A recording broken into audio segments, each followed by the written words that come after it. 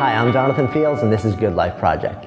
So my guest today is Mike Dilbeck. Mike is the founder and president of Responsibility Project, and it's a venture that seeks to empower people, especially students, to be everyday heroes and to not participate in what he calls bystander behavior. His current vocation, though, started in a way that's really far less than obvious. Awesome to be hanging out with you today. Great to be here. So it's always fun to sort of like, one of the interesting things, people always ask me, where do you find your guests? Yeah. And one of the most enjoyable things about having this project going, we're sort of in the second year now, is that so many times guests come through other people that we know and stuff like this. So, which is awesome with you. You came through another person who we had a conversation with, Erin Weed, when we were hanging out in Boulder, and it's great because, you know, generally when you have somebody who's mission driven and they surround themselves with other mission driven people, and I get to meet people like you, who are doing some amazing things. So. Let's start. I want to know what responsibility is, and then I want to take a step back because you had a very indirect journey to creating this thing. This was not like you woke up and you said, "I'm going to start this thing." This kind of like happened very differently. So, just briefly for a moment, share what it actually is. Responsibility Project is, first of all, a twist on the word responsibility, because we're responsibility, and it really is the ability to respond that we all have. But you know, I do say what you know in your introduction. The mission is to empower people to intervene in any kind of problem situation. And yeah, we've been focusing for the past 4 years on students, but we're now broadening that up to the general public because we all see things in life. We hear things that people say, that we have that thought, I should do something here. I should say something. I should intervene in some kind of way. And unfortunately, most of the time we don't. So we really are definitely a mission-driven organization that provides resources and materials and training workshops and my keynote that I do across the country to make people more aware of this phenomenon called bystander behavior. Because when you don't intervene, you're a bystander to what's happening. So that really is what we're out to do, and we're constantly looking at ways to evolve it and meet more of the demand that there is and empower people through it. So I want to go into the backstory, but let's talk a little bit more about this. Yes. When you say bystander behavior, deconstruct that a little bit for me so that I can understand better and the people that are sort of with us. So as we're walking through life, and we all are walking through our own life, we see things. Whether it be, you know, and I spotlight certain behaviors just so people can make the connection, whether it's bullying, hazing, drug and alcohol abuse, sexual violence, harassment, discrimination of any kind, like hate speech, and just any kind of everyday life issue that you see that your own personal moral compass tells you, I should do something here. And not necessarily because of a particular belief, like coming from the belief structure, but more of value driven. You just know it's wrong. You know it doesn't fit in the world of compassion and love and service and, you know, taking care of each other and empathy and sympathy and doing what's right and civility, right? We all know what that is. No matter what our religions are, our belief structures are, our politics, you know what's right. And so when you see that kind of thing and you don't intervene, you are exhibiting this phenomenon called bystander behavior. Now, research in science has gone along the lines of expanded into the bystander effect, which there's several cases that have proven that the more people that there are in a particular situation, the less likelihood that anyone will intervene. Like if it's just you walking down the street and you see something, the likelihood that you'll intervene is much higher than if you're with a group of people. And the bigger that group of people is, the less likelihood that anybody will intervene. Because you'll just assume that somebody else is gonna. That's one of them. And the other one is the fear that having other people around, what will they think? Will I do it wrong? Will I be laughed at? Will there be some form of retaliation? And there's this, you know, because the more people are around, the more fears that can come up in us. Right. So what's interesting, so I'm a former lawyer. Okay. So to me, there's a third thing in there, which is, am I exposing myself to legal liability? Totally, and there is that. Right, and because in the United States, at least, where a lot of our viewers are, there are, well, I guess increasingly there are now laws that protect, you know, like Good Samaritan laws that protect bystanders. And there's also, on the flip side of that, I guess that you would call that, there's laws now that are holding bystanders accountable. Really? Yeah. So they're saying you actually have to act. Yeah, if there's evidence, and it's state by state, whatever by whatever, but I've read of situations where people are being held accountable. Now, this is still, somewhat in the courts, but, the relatively recent situation at Penn State University, Yeah. which I say is one of the most layered cases of bystander behavior that we've seen lately. We see them all the time, but that was such a national story. And, people are being held accountable. And there's still, things in the courts that we probably don't even know about. But people that saw it, knew about it, should have done more. The university president, coach, athletic director are now being held accountable for not doing what they really knew that they should do. So there's, and I want to say this too, because I think it's very important. Inside the Responsibility Project, one commitment that I have is never tell people what they should do. I'm not here to say what Jonathan should do in a moment of time. I'm here to just have people think more and be more awake to what's happening around them in life and make their own choices rather than just get resigned and cynical that I can't do anything. Yeah. I mean, it's so interesting too, because I think to myself, when you tell me that the more people that are in a scenario, the less likely it is that any one of them will actually respond and help in some way. So intuitively, I know that. Yeah, we all know that probably. But when you actually make it a conscious fact that I'm aware of, I'm curious now. If I walk down the street in the city and I see something going on, am I now going to say, okay, the fact that it's happening in the middle of a city street and there are a lot of people around, the facts tell us that I'm going to be less likely to do something. So now that I know that, maybe I should actually respond in a way that I normally wouldn't. That's right, and you're going to be less accountable. Because the likelihood that anyone will know that you were there at that time and you saw what happened, and they're going to hold you accountable for that, is pretty unlikely. But if it was just you and maybe the perpetrator and the victim, there may be surveillance cameras, whatever, right? The likelihood that you are held accountable for what you should have done, and not what I say you should have done, what you say you should have done. And maybe now, since we talked the legal stuff, what the courts think you should have done, the likelihood's higher. So this started out, and as you mentioned, it's really much broader than the way I described it when I introduced you. But it did start out in a student setting. So tell me how that came to life. Well, for the past about 30-ish years, I've been a filmmaker in the higher education community, for higher education as far as colleges and universities, and more specifically for national fraternity and sorority organizations. And not for the local chapters, but for the national headquarters level, and been producing films and videos for that particular community for all these years. And I've produced several issue-driven ones on hazing, communication between the sexes, the like. And I would typically produce them, distribute them, launch them, give them to the clients. They would use them in their programming. I would go on and do the next thing. And there was just kind of a cycle. Right. Well, So you weren't so much the issue guy, you were the filmmaker. I was the filmmaker. I would come up with some of the issues, and I would kind of do focus groups with people. What do you want to see something done on? And they say, oh, the hot issue is hazing. So I would go out and produce a video on hazing. So, and then I'd go off and do my other things. I did some individual videos for organizations, but these were ones that I would bring organizations together to fund, to where I had a bigger budget, and they were issues that are common to all organizations, especially in higher education. So in 2007, I was ready to do another project, and we set out to do another anti-hazing video, like we did in 1995. Clearly, we didn't get the job done, and that's what I was set out to do. And then I went to this conference, and they started talking about they mentioned two distinct things. First of all, this man's name called Dr. Alan Berkowitz, and secondly, this phenomenon called bystander behavior, which I'd never heard about, never been on my radar.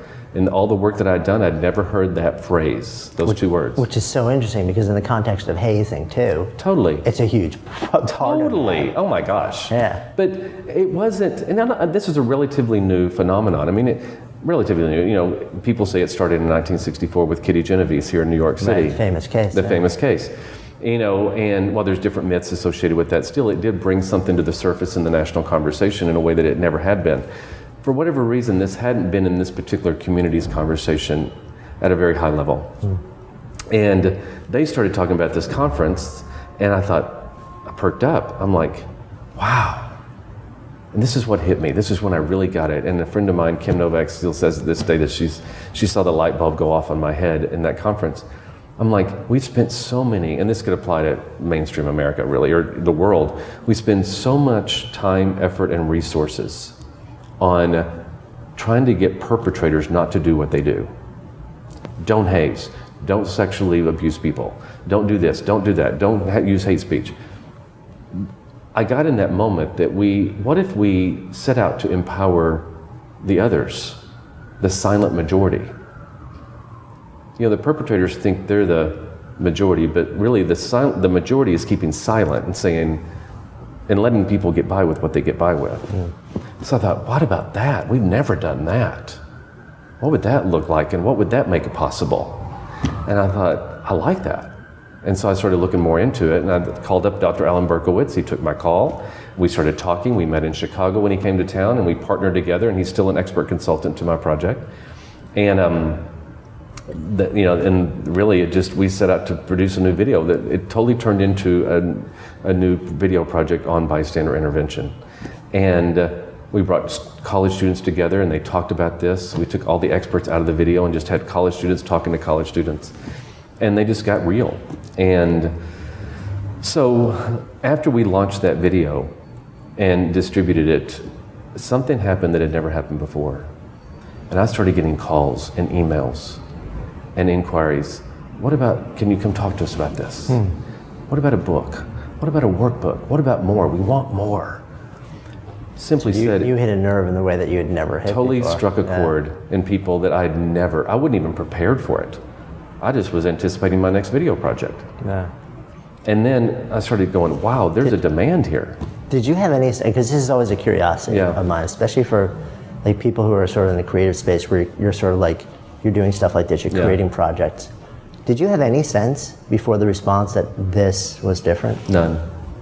I really didn't. I mean, I was just so concentrated on getting it done. Yeah. I was so ingrained in it. It's interesting you asked it though. It did start to impact me more than my other projects. It started impacting me on a personal level.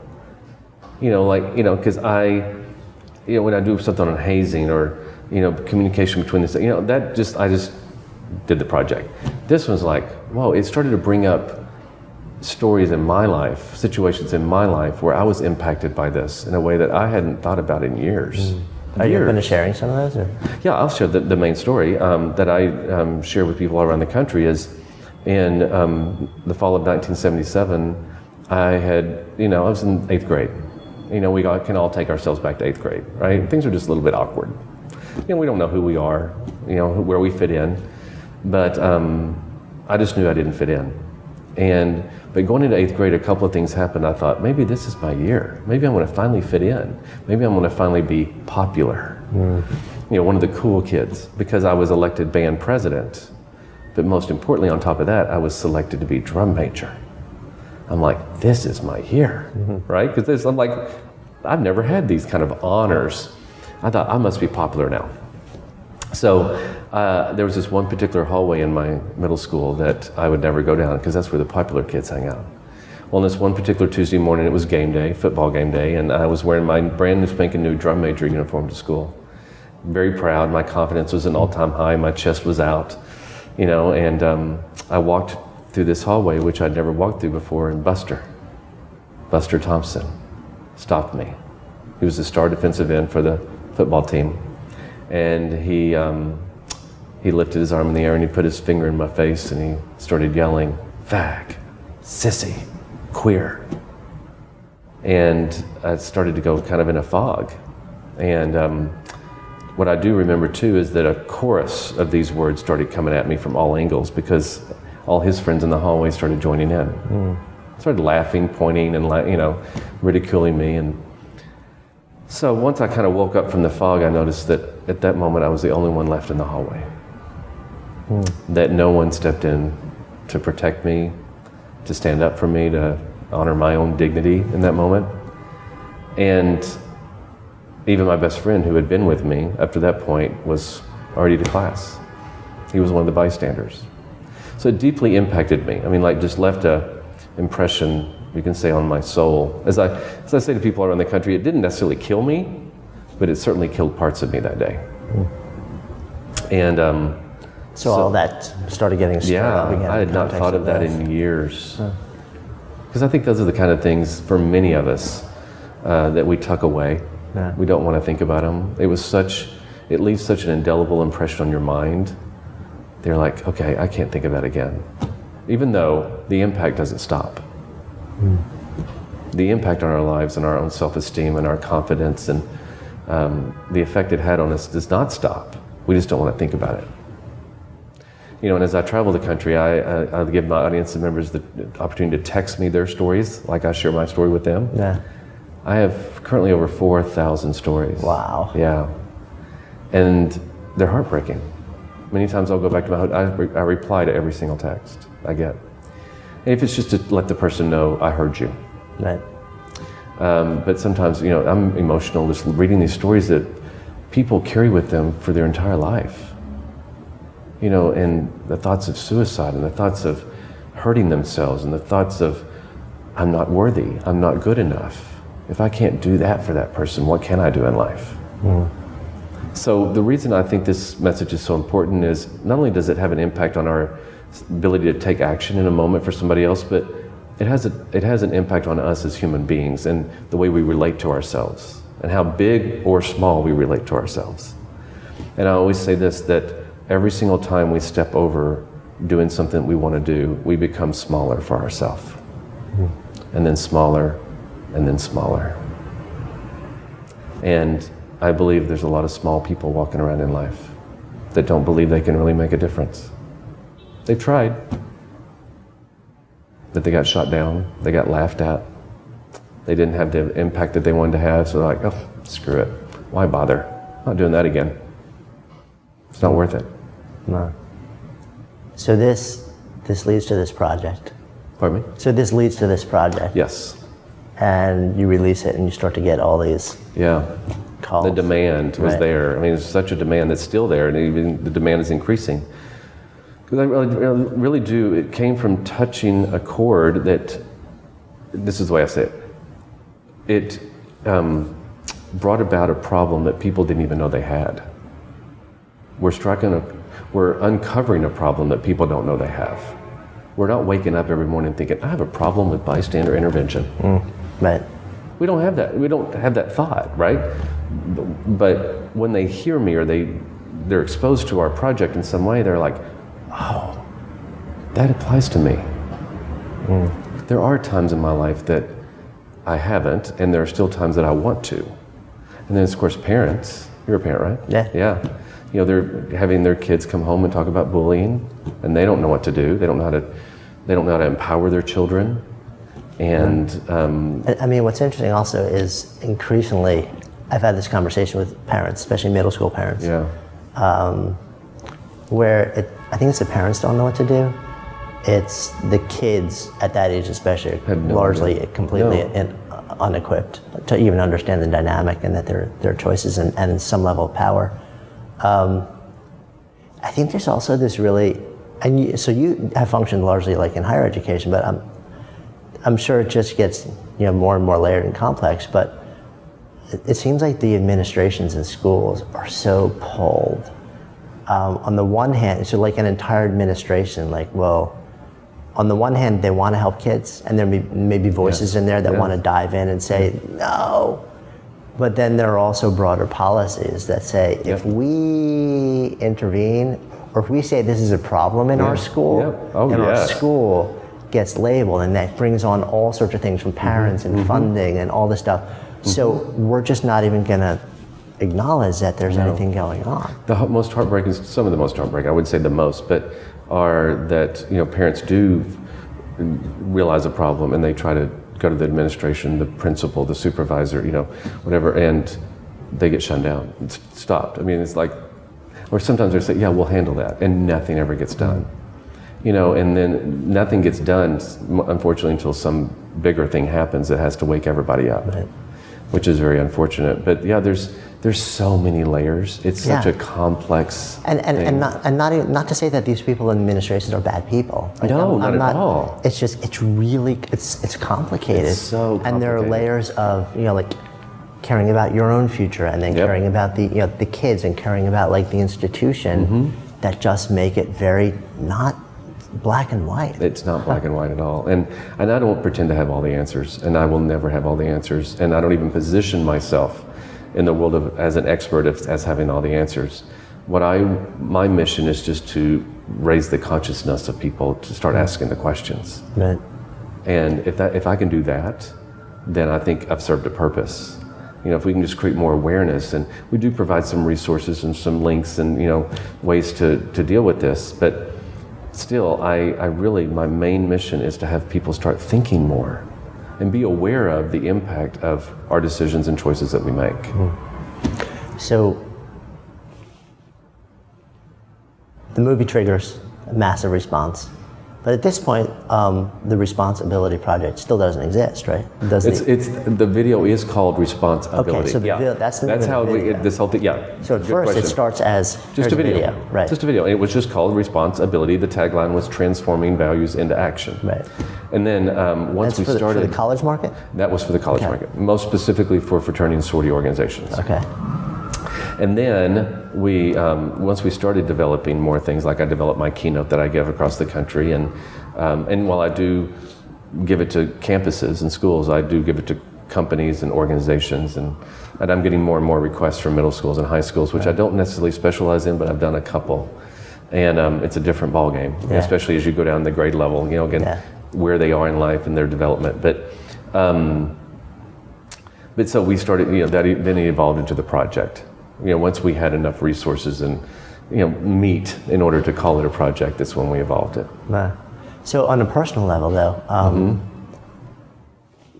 at some point you make a decision to say, okay, for the last how many years has been project, yeah. and then bam, Bam. this is all of my energy. I yeah, and it wasn't a hard decision. I have not produced a video since in the last 5 years. I've actually turned business away and no, this is my mission. And it was clear to me. It wasn't something I struggled about making as a decision. I was like, again, this is not religious, or maybe it's spiritual in some sense, but this is my calling. I really got clear, this is what I was put on this planet to do. And I'm clear about that every single day. There's no question in my mind that I'm the one to do this. Not like I'm the one, like the only one. There's lots of people out there, initiatives being done on this particular subject, but I'm the one to present it in the way that I'm presenting it. I have a unique voice, a unique perspective, a unique delivery, I believe, through the Responsibility Project and through Mike Dilbeck, to make an impact. And people are liking the way that we present the message in a very real way. One of my commitments is to not use too much academic or technical jargon. Okay. And there are, in this phenomenon, there's that research kind of stuff. And I've really made it to where it's just real people talking about this, like you and I are talking about today. Yeah. I see from time to time, I see in the media, the psychologist or the sociologist or the professor, whatever their title is, talking about this, and they talk, thank God they're at least talking about it, but they talk so high. And they talk so psychological, and people can't, the everyday person like you and I can't relate to that. Right. Let's just talk real about it. Yeah. It seems like fundamentally, so if we're having a conversation about this, and I'm action oriented. So where my mind goes in something like this is like, one, let's flesh out the problem. So I really get it. I want to understand what the problem is, right? So I can kind of get the nuances. And then the next thing is always, okay, what do I do? What are the steps that I take so that I can be different in the world and somehow not just stand by and watch wrong things happen in front of me? What are the shifts that have to happen in me? So I guess I'll ask that question to you, because I'm sure you have this conversation with so many people. What do you actually do with this now? Well, in the time I spend with people, it is important that we do go through the what is this and how does it impact me. I think we have to go through that part of the journey because otherwise there's no interest. Yeah. Like, why bother? Why do I care about this? But once they really get, like that's why I asked them to text me their stories. I really get people present to their own stories and how this really applies to them, not as some societal phenomenon that doesn't apply to me, but boy, this is real to me. Then they become interested. Okay, now what can I do? Because I really got it now. Okay, fine, you've got me. Right. Give me something I can now use. And I do give what I call the T3 framework, which is the 3 tools that I give people that they can use for the rest of their life, and I can quickly go through them. Sure, I love that. Great. Yeah. And I can give people, we can together give people access to getting them. Right. But the first is target the problem. Let me first say this before I go to it. These are basic. I believe we have to go back to the fundamentals. These are not rocket science. Right. And because I think it does become such a complicated, complex phenomenon that it becomes overwhelming and intimidating. So one mission I have too inside this project is to bring people back to the basics. Make it simple. Yeah. Let's just make it simple. So the first is just target a problem. Whatever the problem you say is a problem. Not what I say is, not what your next door neighbor says, but what do you, coming from your values and your own moral compass, what does Jonathan say is a problem? And then we don't want to, and that we're pretty relatively good at that. Some of us are better than others. Yeah. But so this is interesting though, because I wonder if a lot of people, and I'll include myself in this, right? Because I'm human, apparently. Yeah. I think you are. You look at something and you don't want to own the fact that it's a problem, because then if you do, the human side of you is going to say, I should be doing something. Then it tugs you even more. So you almost tell yourself that this really isn't a problem. Totally. And you almost have to reconnect and say, no, it is. This is where I get into the tool too, because once you see that it's a problem, this is where many of us get stopped. We can get to this, area, but a lot of us and the second tool is transcend barriers. Go beyond the obstacles that will show up in that moment. Most of it is us talking out of ourselves, even out of the fact that it's a problem. We tell ourselves, we say crazy crap to ourselves. Right. And we believe it to be true. Like, oh, that's really not a problem because nobody else is doing anything. Right. Or, no, it's really not my job to do something. And it allows us to not do something. It allows us. It's the set of reasons, justifications, explanations, rationalizations, excuses for why it's not a problem, or why I'm not the one to do something about it. And then it lets us off the hook. So if we really are committed to doing something, we got to transcend all that. We got to go beyond it. And not to, just acknowledge, okay, that's what I'm doing. Oh my God, I have a fear right now. I have a fear of being laughed at, or being the only one, or being retaliated against. Right. Just go and acknowledge it. That's there. Say, thank you. I'm going to go beyond you right now. And a lot of times we kind of resist it and we fight against it. We push back on it. That saying, the more you resist, persist. And don't resist it. Kind of welcome it. Like, I knew you'd show up, because you always do. I knew you'd be here. If you were kind of talking to your barriers. And then you just go beyond it. And then the third tool, as logical and common sense as it is take action. Take some kind of appropriate, effective, and safe action. I want to make sure that people don't hear me like I'm telling anybody to go out and put their life in danger. Right. So appropriate, effective, and safe. And I have a lot of people even too who says, "Oh, I always take action. I'm always the one I'm the first one in there." I'm like, well, this message is equally as important to you, because you've now become the obnoxious you-know-what that nobody's listening to, because you always do it. You've lost your effectiveness. You also have the opportunity to come at it from another angle. Yeah, I'm always doing this, but how can I be effective at causing the change I wanted to cause? And that causes you to look things a little differently. So I think people they mostly come at it from I do nothing, but there are some people in this world that come at it from I always do something. How can we have our actions be more effective? Yeah. I mean, one thing occurs to me that my sense is that people will likely be far less likely to intervene as individuals than if I had 3 people with me and we were all like, no, we need to do something in concert. I wonder if there's, and maybe you've had conversations or seen organizations create this, where it's almost like a non-bystander club or like a yeah. group of people where it's Yeah. like we are making a commitment to each other. The five of us Yes, will commit, yes. so that it's not just one of us standing Yep. to intervene, but like we will support each other. Like so that we have five of us that stand up and say Exactly. this is wrong, and that makes you much more But comfortable. Exactly, and it is the flip side, I guess you can say, or the opposite of the bystander effect, which we addressed earlier. Right. So there's been cases to prove that, but there's also been cases to prove when you do create a nurturing, compassionate environment where each other supports each other in intervening. There's not the retaliation. There's not the retaliation of intervening. That you feel comfortable and you feel safe intervening. Like, okay, other people are going to have my back. I'm not going to be, I'm not jeopardizing that much as I thought I was, because these people they're going to support me. Yeah. When there's that kind of culture, which is really, I say this all the time, that I don't know that I'll see that as a society in my lifetime. But that's what gets me up every morning. And what's interesting too is I think, and then that can get taken to the opposite extreme where it turns into vigilantism. It could. It really could. Yeah, because if we're such freaky. Yeah, I mean, you ever heard beasts. that? The answer to one problem always creates another one. Right, but There's a level of responsibility in all of this. Yeah. You got to be responsible. You got to be smart. You can't take anything really to the extreme, because there's dangers and there's risk involved. So yeah, that's why I don't tell people what to do. right. It's just sort of like, here's a framework. Here's a framework. Here's a way to think about it. Yeah, and think more. Just think more. Be more aware. Be more compassionate. Listen. Be in tune with your moral compass more. As I say, many of us just need to wake up because we're the walking dead.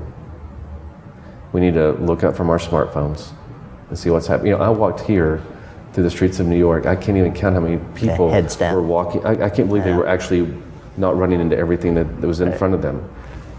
Yeah. They had no clue what was happening around them. Yeah. None. Yeah. Somebody could have had their life in danger and they would have had no clue about it, most likely. No, it is amazing how much we tune out. We do. Especially in a city like this, I think people are even more inclined Yeah, to. and I'm all about technology. I'm an Apple freak. Right. I love my iPhone. I can't imagine doing without it. But I think that's when it's taken it to an extreme that's done more damage than good in our society. And there's done a lot of good. So it's a balance. How has the last 5 years, has it affected you on a personal level? I have to continue to true myself up to this because it gets so heartbreaking. Especially as I read the stories, as I travel the country from people in my audiences. It's easy for me if I let it to become just like, okay, this is too big. I think it's made me bigger because I constantly have to make myself bigger to overcome the cynicism and the resignation that's in this world.